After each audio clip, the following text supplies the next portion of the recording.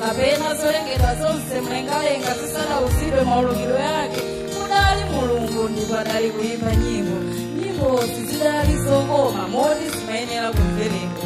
Mulungu wakhala ali ndoyimba dosiyanasiyana omwe akhala kutola zidutswa za nyimbo yomwe adali kuyimba kumumuza mavume ake kulemba ndakatulo ena adalipo adayelekeza kufinanso palibe adamvera nyimbo yonse chandiye tsiku mulungu adayimba yekha koma tsiku lina lililonse asonkhanitsa yekha ana ake ndipo mmodzi oyimba onse akale akweza mawu awo mofuwula ndi kuyimba ndi mavume aliyense komwe moyo wamumvitsira pamapeto penipeni tidzamva nyimbo yachikondi imene mwini wake opeka opambanayo adayikiza mu mtima mwa iye mwini ndipo chilichonse chidzakhala mtimani.